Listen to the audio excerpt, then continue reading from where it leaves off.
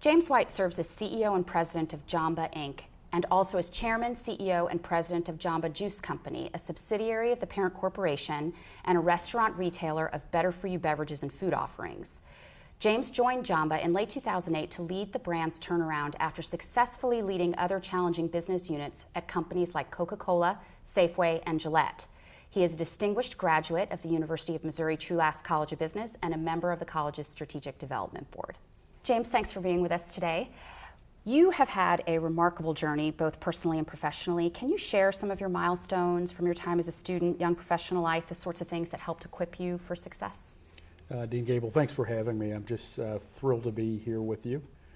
As I look back at the journey, without question, the most instrumental milestone in what has been a really blessed career is me meeting my wife on the campus at the university. We have two daughters. So my wife Lisa is a graduate of the J School at the university, and we have two daughters, Krista, who's 22, and Jasmine, who's 14.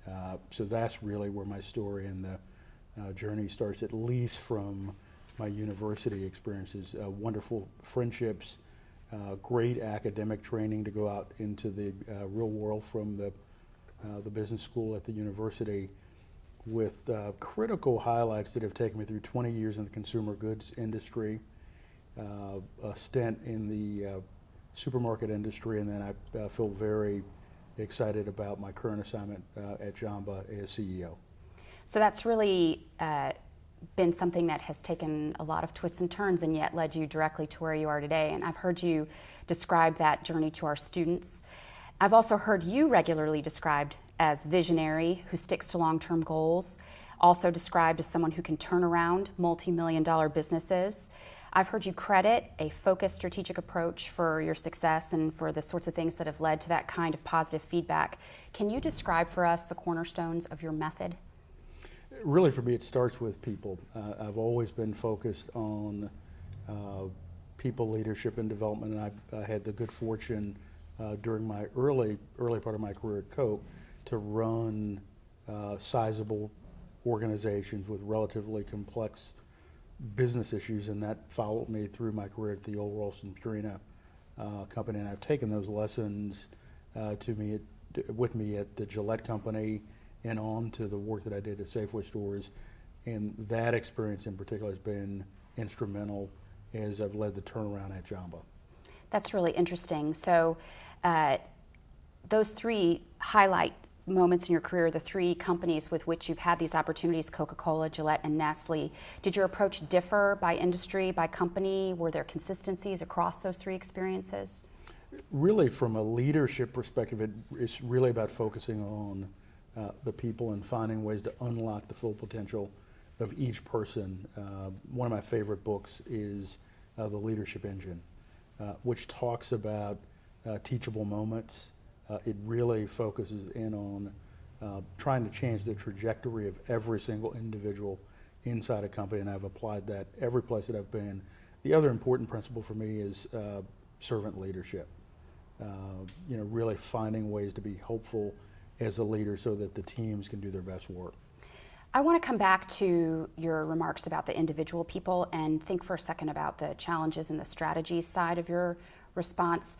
As you talk about these three milestone companies with which you've participated and been employed and been a leader, there seems to be a pattern of pursuit of complex challenges, of embracing complex challenges throughout your career when perhaps there might have been easier, softer paths you could have taken if you so desired. What do you think attracts you to situations like that? For me, I've always been just an active learner, always very committed to the mission. So for me, the leaders that run the company, the values and principles of the company have always been the most important thing for me as I've made decisions on where to go to work. Fabulous CEOs, up through my current assignment. Roberto Goizueta, coming out of college at the University of Missouri, was the Coke CEO at the time. He's viewed as one of the top CEOs to ever be in the consumer products industry. Had the great fortune to work with the fantastic leadership at the old Ralston Purina company. during my time there, and Jim Kiltz is another CEO who is arguably one of the best to ever be in the consumer products industry, and I've applied the lessons learned from all of those places to my current assignment. So let's talk about that assignment. A few years ago, you were very gracious and came back to Columbia and shared with our students some of the strategies that you were in the process of employing at the time to turn around Jamba Juice, which you've now done in a very short period of time, under 2 years. At that time, you had successfully eliminated the company's debt and you were moving forward with your plans to build the brand. Can you give us an update on where you are now? Yeah, I'm happy to report the turnaround ended up being more like 3 years and a little bit change. 3 years and change.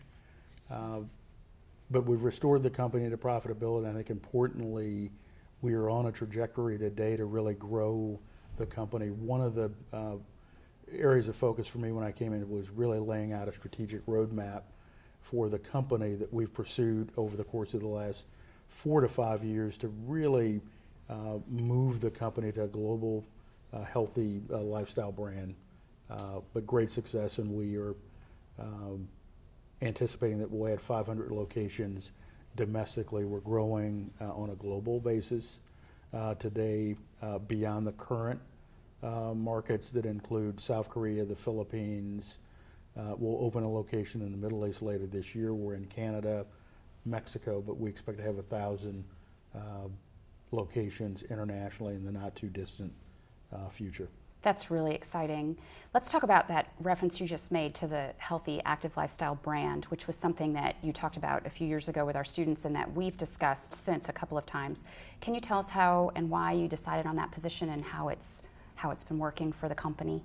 Really for us, just looking at the mega trends that are happening in the marketplace, consumers are looking for ways to really address what is typically a deficit in American diets for fruits and vegetables. So that's been kind of at the cornerstone of the revamping of our menu and our offerings. This year we launched what we talk about as our whole food blending and juicing platform as a way to address that deficit, where we're blending and juicing whole fruits and vegetables into delicious beverages, for the on-the-go lifestyles, but very center to what we do is this focus on more plant-based diets, grains. We launched a few years ago our Still Cut oatmeal platform, but we think there is a huge deficit in there being on-the-go, healthy, great tasting solutions, and we hope that Jamba can satisfy that need. Well, I hope so too, because I need those sorts of solutions in my own life. You've also, true to this brand position, put a part of your critical growth strategy into markets or literally into locations where healthy choices often weren't an option, schools, sporting events, things like that. Can you talk about how that has worked and where the challenges and opportunities were with that part of the brand strategy as a school that is now very happy to have a Jamba in our location? And we're thrilled to, I had two ambitions as I took over this assignment.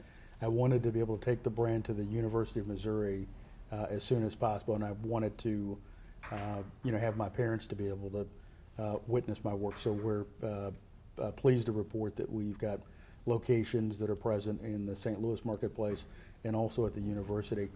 As it relates to your question around making the brand more available to more consumers, we've significantly expanded our footprint in airport locations over the course of the last 2 to 3 years. We've almost doubled our locations. We're close to about 30 airport locations today, and that's up from about 10 locations 3 or 4 years ago.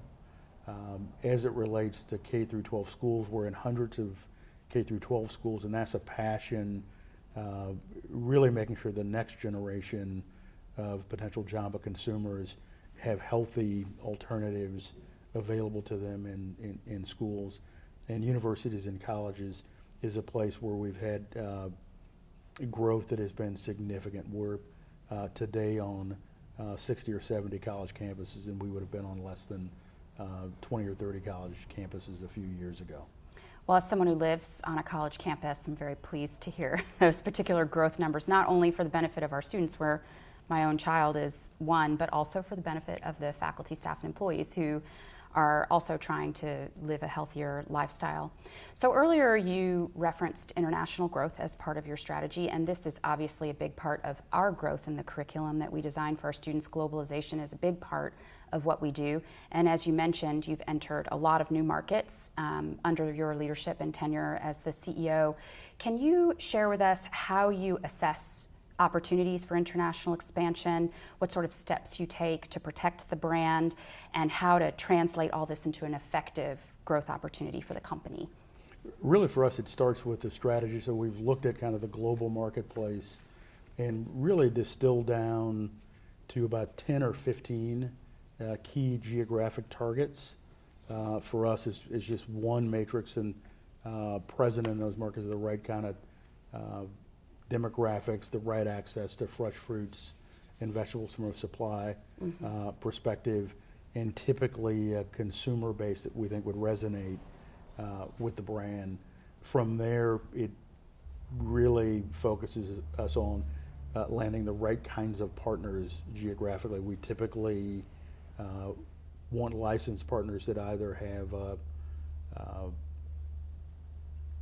a restaurant or retail experience base and sufficient capital to really be able to build out and invest in the brand.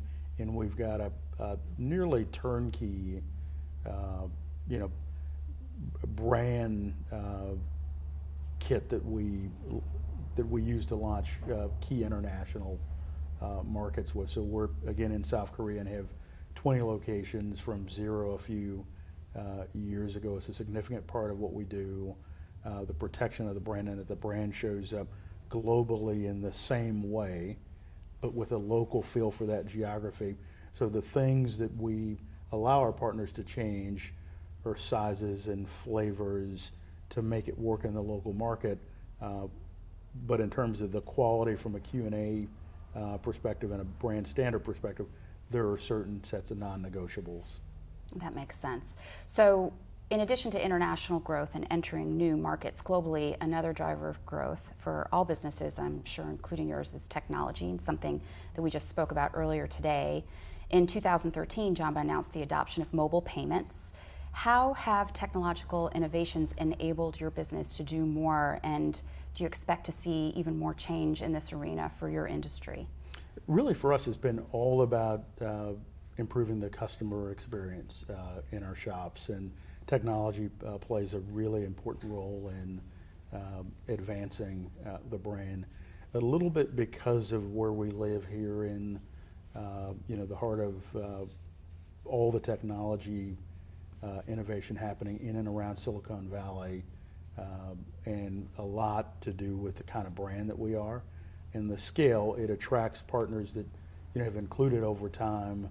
We were one of the first companies to launch with Google in their wallet, mobile payment technology, PayPal in their wallet, and then SoftCard, which is the consortium of the telephone providers, the carriers. Their consortium, Verizon, AT&T, and T-Mobile, also had their version of a mobile payment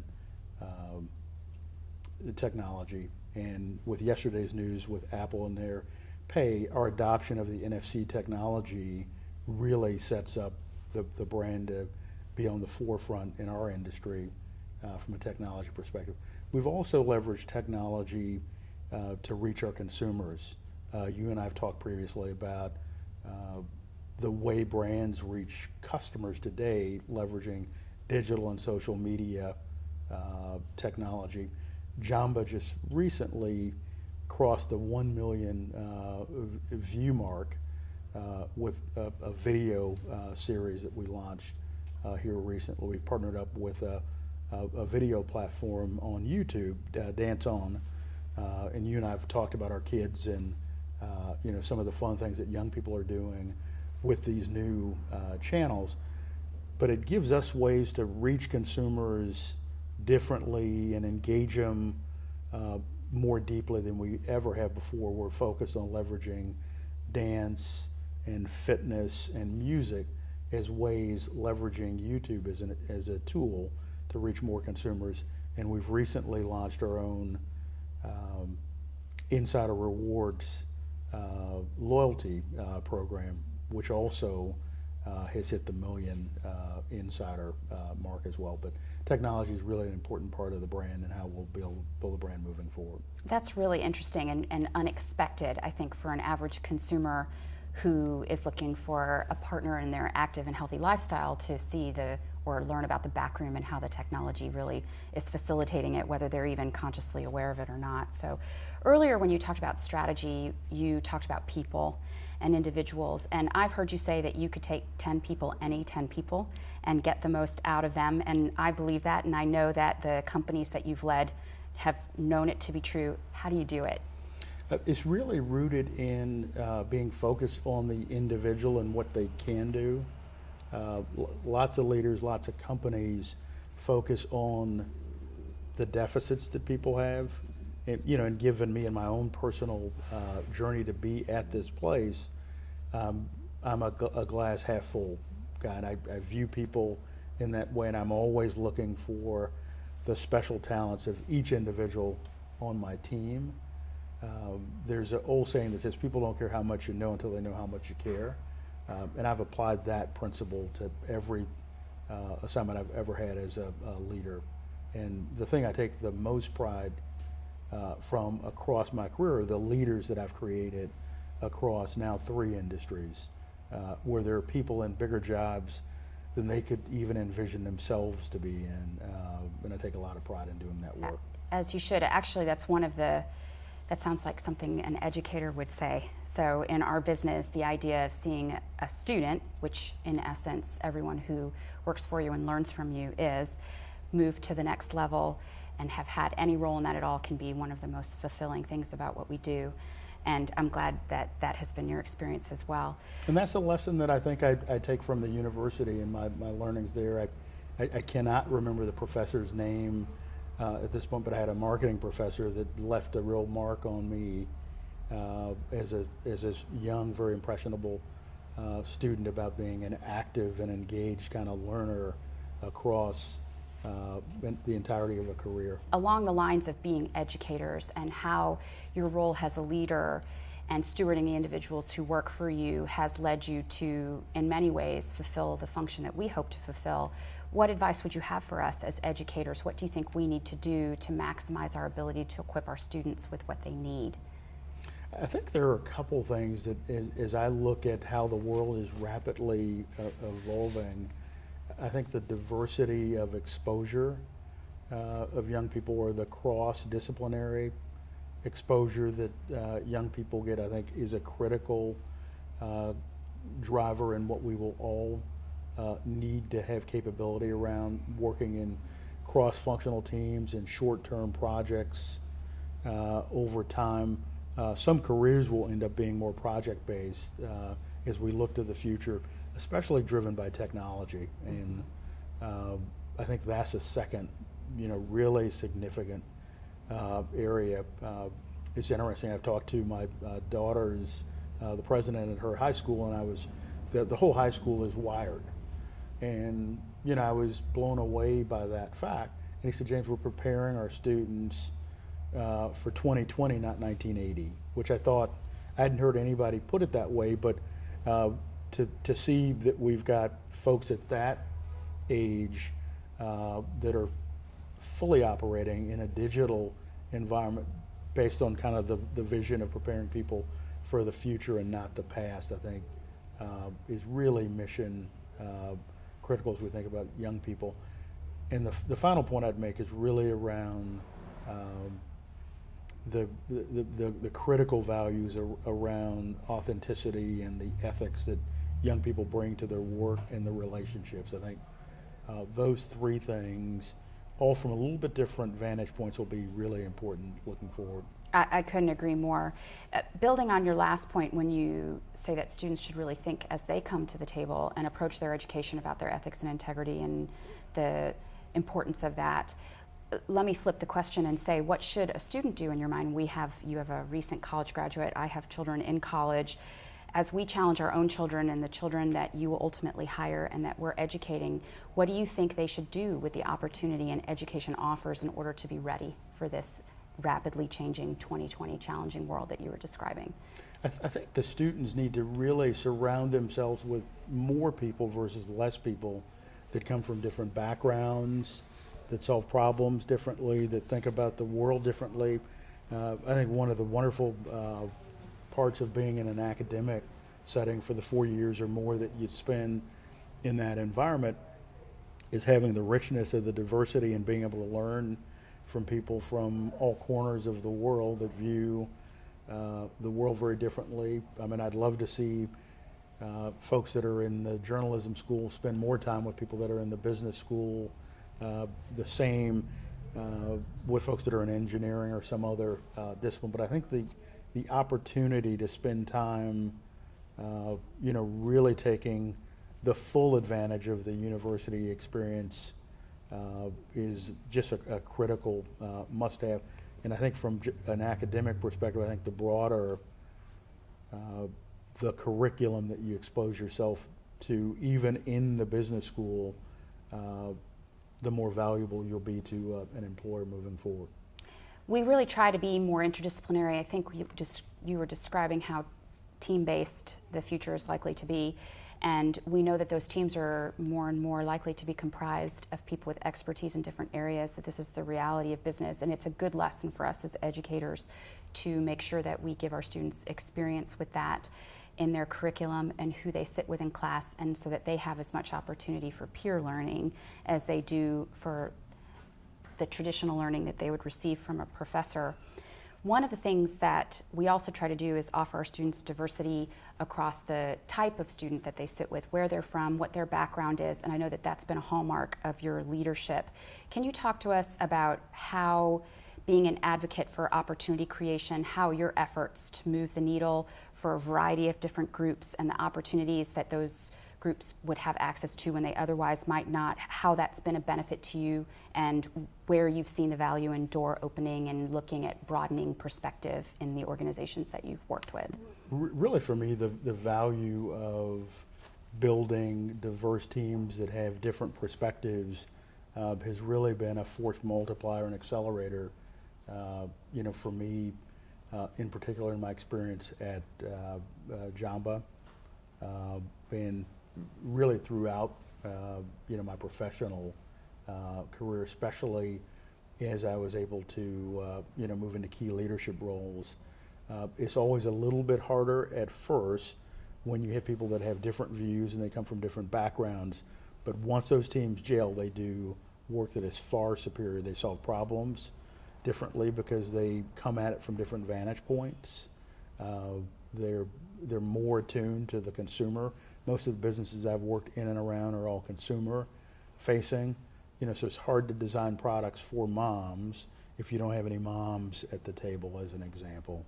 And as you're looking at, working against whatever the cohort group, if you have somebody that looks like the consumers that you're trying to serve, you're going to get to more complete solutions. Mm-hmm. That makes perfect sense. And I think the same would obviously hold true across industries, not just be limited to consumer goods, but in terms of preparing students for the world as well, which is our mission. So, James, thank you so much for being part of our advisory board, making us so proud as an alum, for bringing your company back to Columbia, where we will be happy consumers of your active and healthy lifestyle brand, and for me personally, because I'm a huge fan of your company, and for sharing your experiences with us today and being part of our Centennial Celebration. So we can't finish without saying MIZ. ZOU. All right, thank you very much. Thank you, Dean. Thank you.